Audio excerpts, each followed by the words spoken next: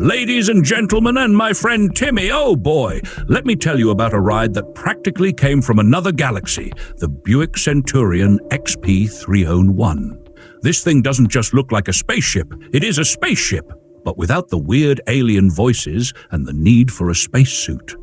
Before we take off into this chrome and bubble top dream, do us a favor. Hit that subscribe button so you don't miss more absurd, glorious, and occasionally functional automotive fever dreams. Now, let's talk design. This thing didn't just have a roof, it had a plexiglass dome, a full transparent bubble that made you feel like you were either going to space or getting baked like a potato. It was red on top, white on the bottom, kind of like what Timmy looked like after a summer fishing trip and one too many beers.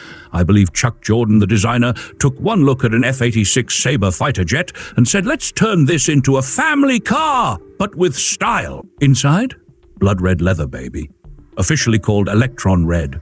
Because in the 1950s, everything sounded cooler with Electron or Jet in the name. The seats? They moved automatically when you opened the doors. Forward if you wanted to eject a backseat passenger, and backward if you wanted to look cool getting in. But here's the kicker. This baby had a rear-view camera in 1956. That's right, while your dad was adjusting his rear-view mirror with one hand and swatting you in the back seat with the other, Buick was out here inventing Tesla features before Elon was even born. The steering? Forget circular.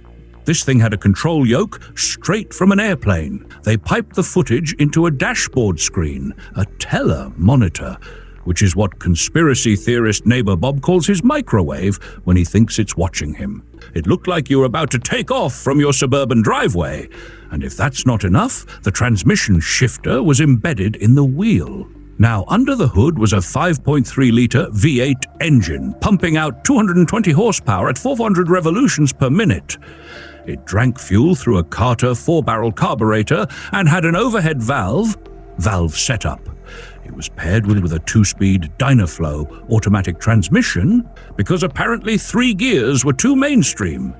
Rear-wheel drive, naturally. And yes, it had drum brakes all around, the kind that stop eventually if you start praying early enough. Suspension, independent up front, leaf springs in the back, and the whole car sat on a ladder frame, which in car terms is the equivalent of our neighbor Hank building a shed out of tank parts, overbuilt, rigid, and guaranteed to outlast your marriage.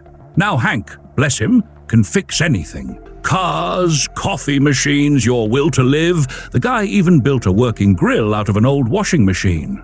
Only problem?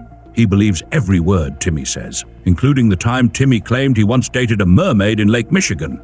Of course, only one was ever made. It now lives in the Sloan Museum in Flint, Michigan, which is the only place in the world where you can see a car that looks like it should hover, but instead squeaks on drum brakes. Hank says he could probably build one in his garage if you give him a week. An old microwave, preferably Bob's, the one he lined with tinfoil to block alien signals, and 3 lawnmowers. So no, you can't buy the Centurion XP301. But if you could, you'd be driving the only car where the windshield looks like a fishbowl and the dashboard screen makes your 2025 crossover look like a toaster.